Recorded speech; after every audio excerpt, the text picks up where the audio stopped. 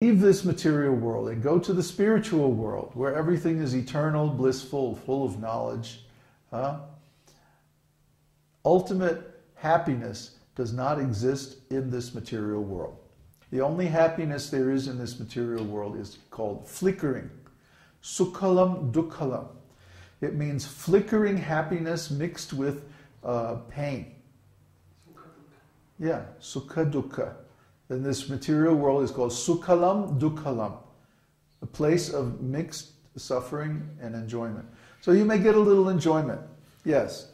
But then, when it's over, oh, here comes the pain. Look out. And that's karma. Karma means there's always a payback. For every action, there is an equal and opposite reaction. So if we experience so-called pleasure in this material world, then as a result of that activity, we have to experience pain. That's just the way it is. So if we observe our life, we'll see that all the so-called enjoyment that we've had hasn't made us happy, hasn't made us satisfied. And not only that, it's flickering, which means as soon as we just get into it, then it's over. It's finished. And then we have to wait until our karma comes around again to a time of enjoyment. But when we're enjoying, we think, yes, this is really life. This is the way it should always be. And then it's over. Finished. Sorry, cut. Next scene. So you have to go through life like this, constantly being kicked by the laws of material nature. It's not very nice. It's not really it's not our real life. Our real life is in the spiritual world where enjoyment goes on eternally. The spiritual world is like one big festival. You know, like the chanting we were doing, getting really high on it. That goes on eternally in the spiritual world. It just gets better and better. There's never any end because everything in the spiritual world is eternal. Like Krishna says in Bhagavad Gita 2:16, that which really exists is eternal. And that which is temporary, it doesn't really exist. It's more or less of an illusion. We don't say that the material world is false. The material world is real. You know, just try banging your head against a wall a few times and you'll find out it's definitely real. But its reality is relative. In other words, it's based on the existence of the spiritual world. It doesn't exist independently. And nothing in this world exists eternally. Everything in the material world has a beginning and an end. So we should not put our faith in things that have a beginning and an end. That includes mundane religion. Or material so-called spiritual processes like Hatha Yoga. I mean, they can give you nice bodily features and stuff like that, make you stronger, and it's good for health and all that thing, but it can't give you spiritual enlightenment. How is it possible? How can you get something spiritual out of something material? It's not possible. It's like trying to get milk out of an orange. No, you're going to get orange juice out of an orange.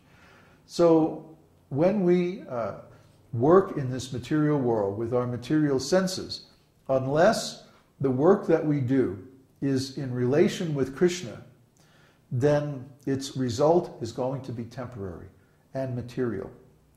But when we work with the same body, mind, and senses in relationship with Krishna, this is called karma yoga. Karma yoga doesn't mean like being a nice guy and giving charity, you know, giving $5 to the Easter Seals charity or something like that. It doesn't mean feeding children in poor countries and stuff like that. That's not karma yoga. That's material charity. And material charity, just like anything material, is controlled by the modes of material nature. So its result is also material. But when we offer food to Krishna, that's spiritual. Or when we dedicate our time, energy, resources, and so on to Krishna's service, meaning spreading this esoteric teaching and practicing it too, then our work becomes spiritual because it's in relationship with Krishna. It's in relationship with God. Okay? So just having a little religious service and then distributing food, just doing a little chanting and then maybe a little talk like this about the philosophy, and then having a nice meal or something like that.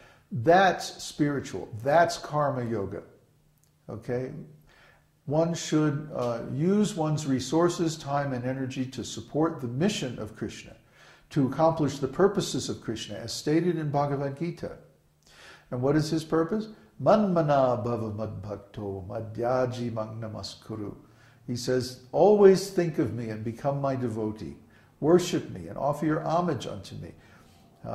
Because you're always giving your attention to me, then surely you will come to me, he says.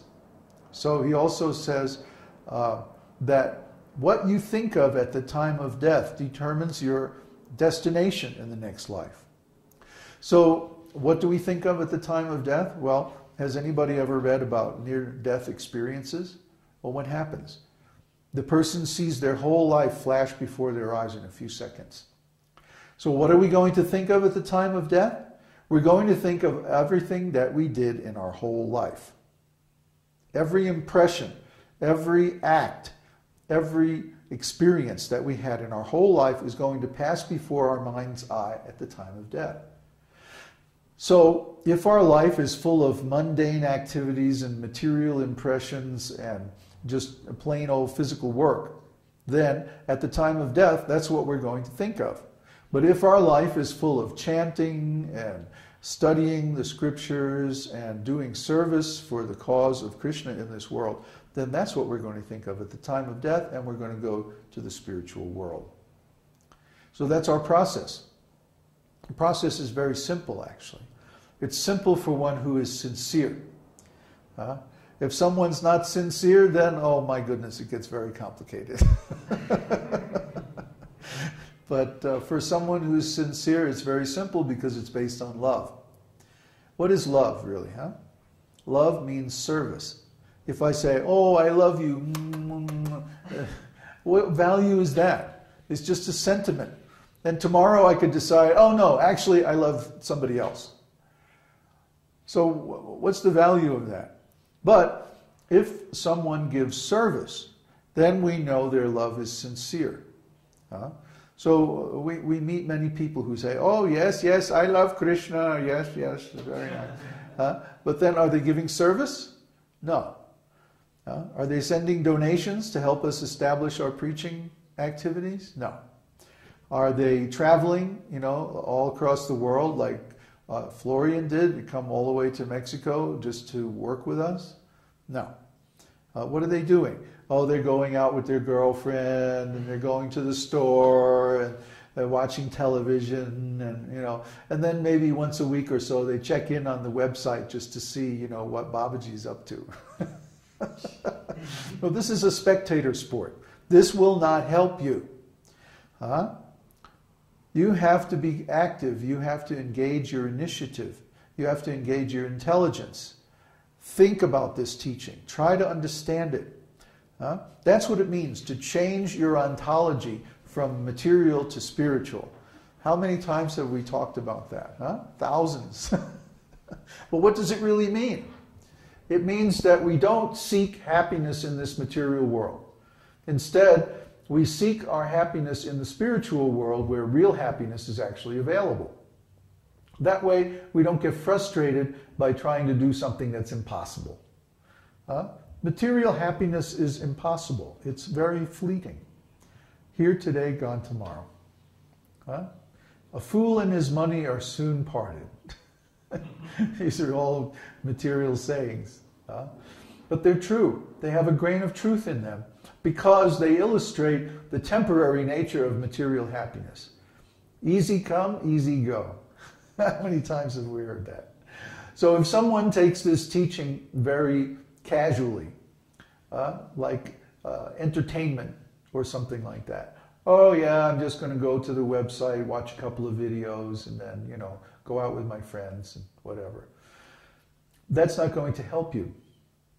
What will help you is if you take these instructions very seriously, start this chanting process, and absorb as many impressions of transcendental quality as possible.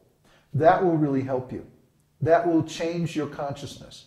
You should engage in the service of the Lord. Engage in service of the spiritual master and actually push on this process or this mission that we have to bring this truth to as many people as possible. I know it's not easy. Why do you think we've been struggling for so many years to establish this mission? Because it's not easy. You have to be approved by Krishna. That means you have to be really, really sincere. You have to really get it. Accept this teaching and implement it in your life by your own initiative. Not because I tell you to or it says so in some old dusty book. No, because when you actually do this process of devotional service, you can feel the spiritual happiness. That's why we can do this for so many years, keep chanting the same old mantra. It never gets old, actually. In material life, you know, if you read the newspaper today, and then you pick up the same newspaper